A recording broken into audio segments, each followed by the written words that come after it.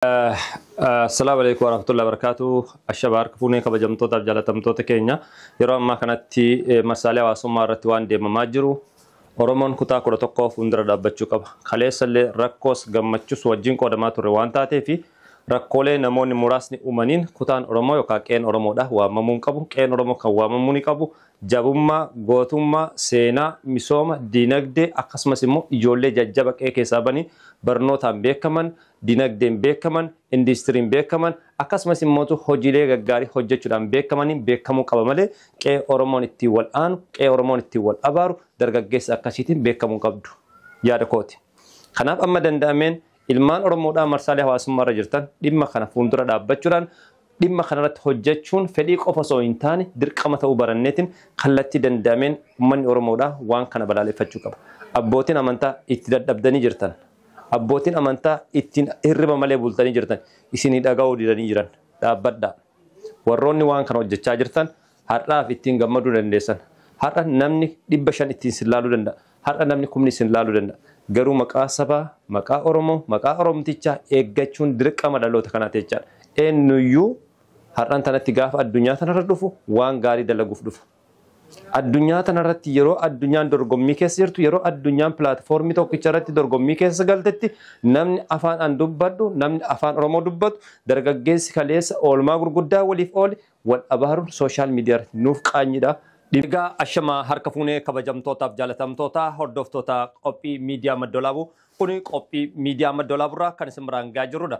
Ani immoo qopheessaa sagantichaa falmataa roorooti. Warroonni mana keessan teessanii sagantaa kana kallattiidhaan hordofaa jirtan gara miidiyaa keessan miidiyaa Maddoolaabuu gara YouTube chaanalii akkasumas gara Telegiraamaa fi gara TikTokiitiin hordofaa jirtan hundi keessanuu bakka jirtanitti nageenyi kenna kan jaalalaa isin dhaqqabsiniin jecha qophii addaa kiyyeeffadhee dhufee jira. Marrigaa warroonni sagantaa kana hordofaa jirtan yookaan mootu tamsas kallattii kana hordofaa jirtan gara YouTube chaanalii keenyaatiin laayik gochuudhaan akkasumas immoo koomentii barreessuudhaan nu jajjabeessaa isiniin jechuun barbaada. Marrigaa akkuma beekamu dursi addunyaa kanaaf nageenya kun wal nun gaafachiisu nagaa isin gaafannee jirra. Amma sirra deebinee nageenya isin gaafachuuf dirqamneera. Yeroo ammaa kanatti maaltu deemamaa jira? Garam deemamaa jira? Oromiyaan hoo akkam keessa jirti? Ilmaan Oromoo addunyaa keessa jireenya faffaca'anii jiran hoo maal keessa jiran?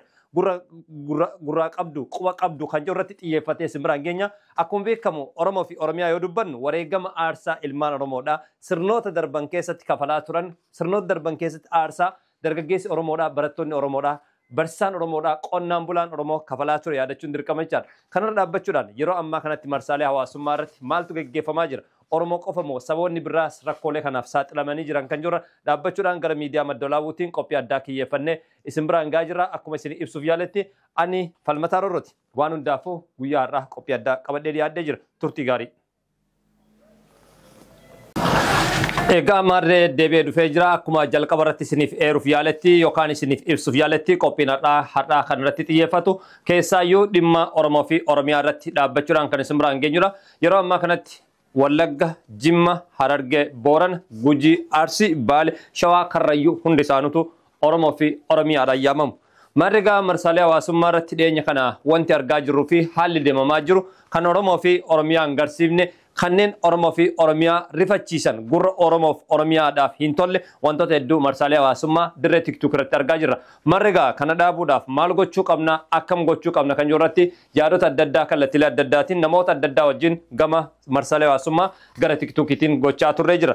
Ispeeshaalii guyyaa darban guyyoota kaleessaa fi eelgaddaa keessatti abbootiin amantaa kallattii adda addaatiin carraa argataniin tokkummaa Oromoodhaa itichuudhaaf eeyyan Oromoon lafa nageenyaan jiraachaa jira. Isaan marsaalee hawaasummaa irra jiran kallattiilee adda addaatiin maqaa Oromootiin, maqaa Oromiyaatiin afaan Oromoo dubbachaa marsaalee hawaasummaa irratti kallattii adda addaatiin yeroo dhiibbaalee adda addaa walirra geessan argaa jirra.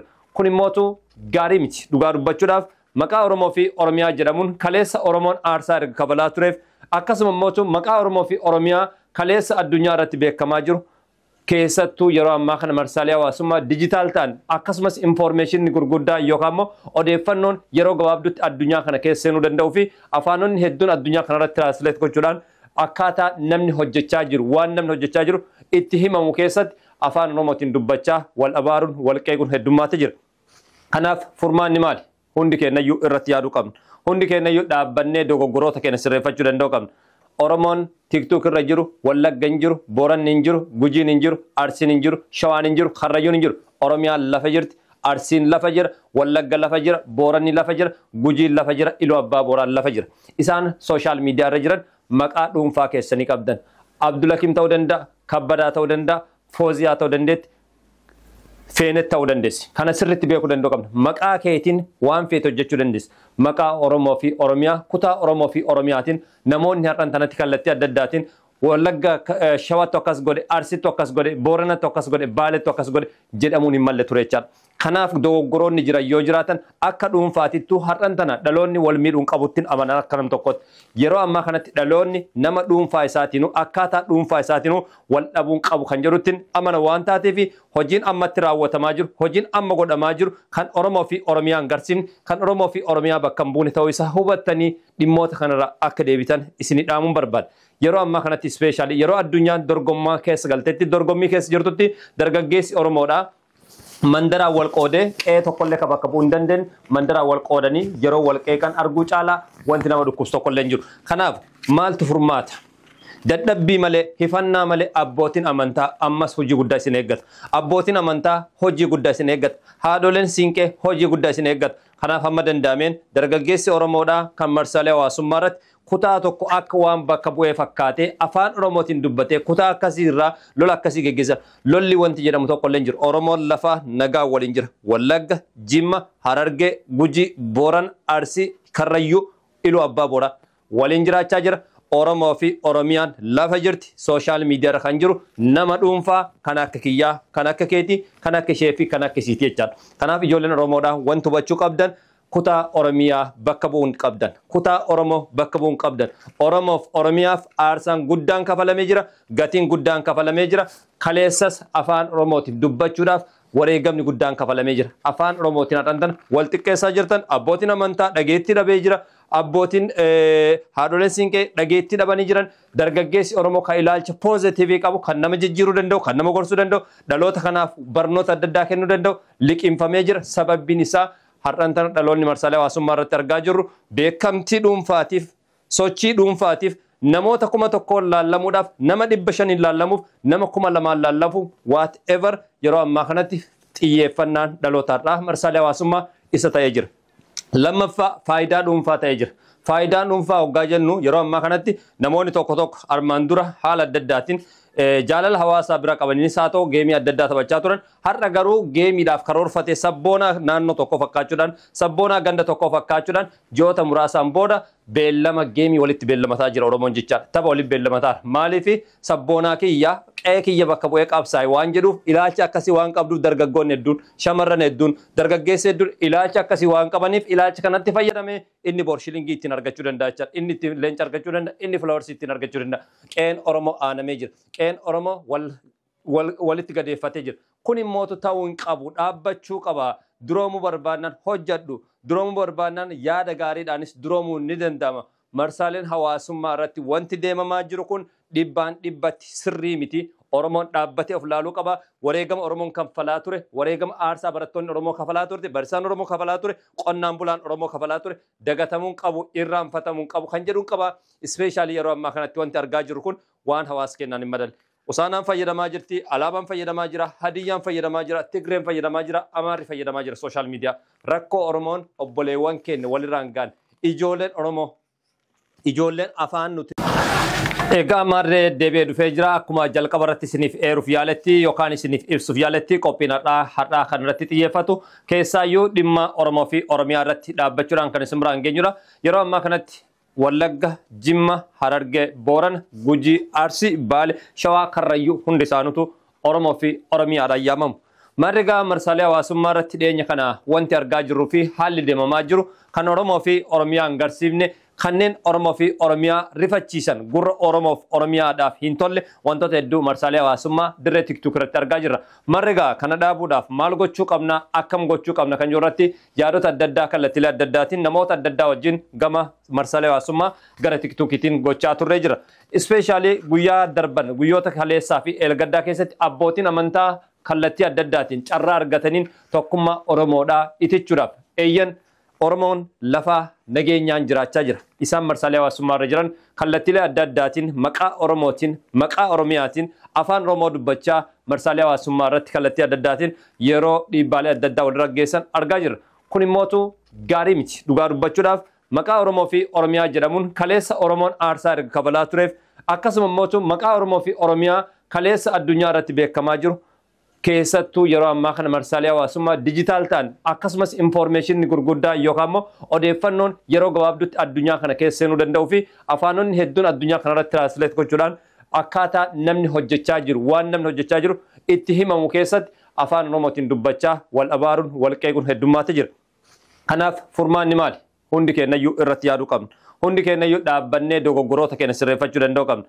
Oromoon TikTok irra jiru, Wallagga hin jiru, Booranni hin jiru, Gujiin hin jiru, Arsiin hin jiru, Shawaan hin jiru, Karrayyuun hin jiru. Oromiyaan lafa jirti, Arsiin lafa jira, Wallagga lafa jira, Booranni lafa jira, Gujiin lafa jira, Iluu Abbaa Booraan lafa jira. Isaan sooshaal miidiyaa irra jiran maqaa dhuunfaa keessanii qabdan. Abdulakim ta'uu danda'a, Kabbadaa ta'uu danda'a, Fooziyaa ta'uu dandeetti. Feenet ta'uu dandeessi. Kana sirriitti beekuu danda'u qabna. Maqaa keetiin waan feete hojjechuu dandeessi. Maqaa Oromoo fi Oromiyaa, kutaa Oromoo fi Oromiyaatiin namoonni har'an tanatti kallattii adda addaatiin Wallagga Shawaattu akkas godhe, Arsiittu akkas godhe, Booranattu akkas godhe, Baalettu akkas godhe jedhamuun hin malle ture jechaadha. Kanaaf dogoggoroonni jiran yoo jiraatan akka dhuunfaatittuu har'an tana dhaloonni wal miidhuun qabuttiin amanan akka nam tokkotti. Yeroo ammaa kanatti dhaloonni nama dhuunfaa isaatiinuu akkaataa dhuunfaa isaatiinuu wal dhabuun qabu kan jedhuttiin amana waan taateef hojiin ammatti raawwatamaa jiru, hojiin amma godhamaa jiru kan Oromoo fi Oromiyaan garsiifne, kan Oromoo fi Oromiyaa bakka hin buune ta'uu isaa hubattanii dhimmoota kanarraa akka deebitan isinii dhaamuun barbaada. Yeroo ammaa kanatti ispeeshaalii yeroo addunyaan dorgommaa keessa galteetti dorgommii keessa jirtutti dargaggeessi Oromoodhaa mandaraan wal qoodee qe'ee tokkollee kan bakka bu'uu hin dandeenye mandaraan wal qoodanii yeroo wal qeeqan arguu caalaa wanti nama dhukkubsu tokkollee hin jiru. Kanaaf maaltu furmaata? Dadhabbii malee hifannaa malee abbootiin amantaa ammas hojii guddaa isin eeggata.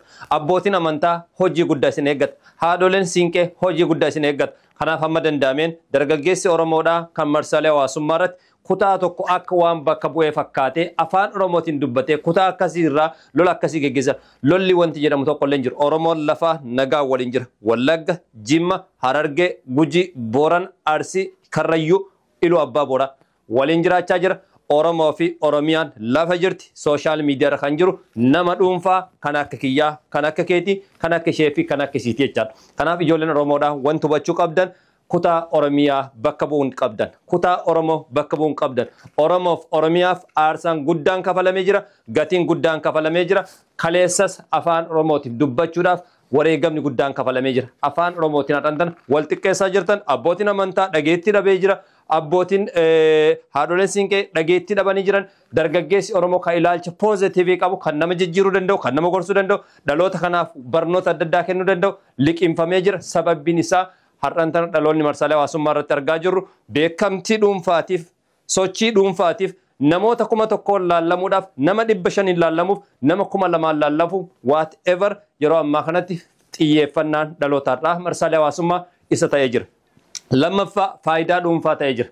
Faayidaan dhuunfaa hoggaa jennu yeroo ammaa kanatti namoonni tokko armaan dura haala adda addaatiin jaalala hawaasaa bira qabaniinis haa ta'u geemii adda addaa taphachaa turan har'a garuu geemiidhaaf karoorfatee sabboonaa naannoo tokko fakkaachuudhaan sabboonaa ganda tokko fakkaachuudhaan ji'oota muraasaan booda beellama geemii walitti beellamataa jira Oromoon jechaadha. Tapha walitti beellamataa maaliif sabboonaa kiyya qe'ee kiyya bakka bu'ee qabsaa'e waan jedhuuf ilaalcha akkasii waan qabduuf dargaggoonni hedduun shamarran hedduun dargaggeessi hedduun ilaalcha akkasii waan qabaniif ilaalcha kanatti fayyadamu.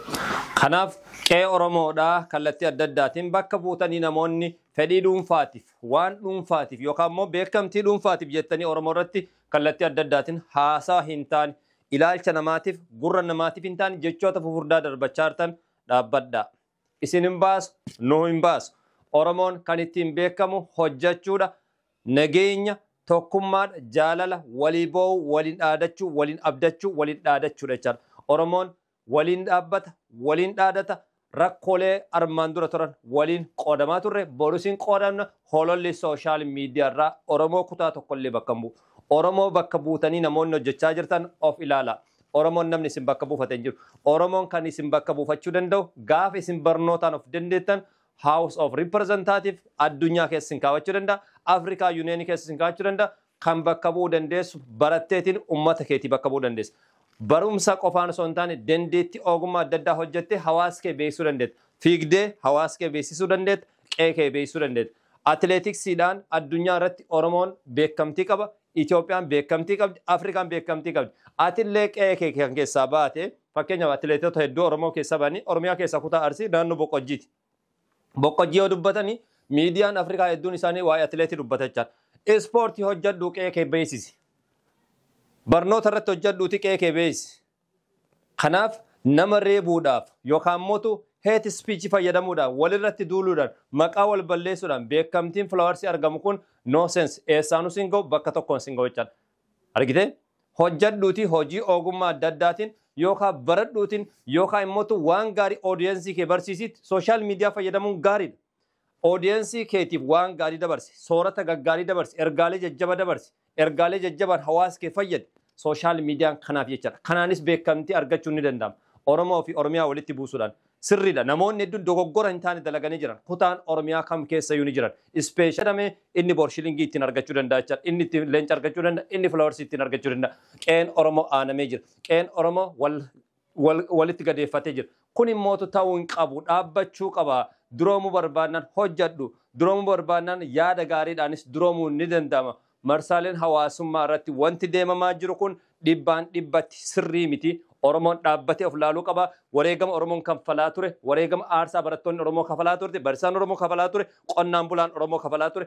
Dagatamuun qabu, irraanfatamuun qabu kan jedhuun qaba. Ispeeshaalii yeroo ammaa kanatti wanti argaa jiru kun waan hawaasa kennaan hin madalle.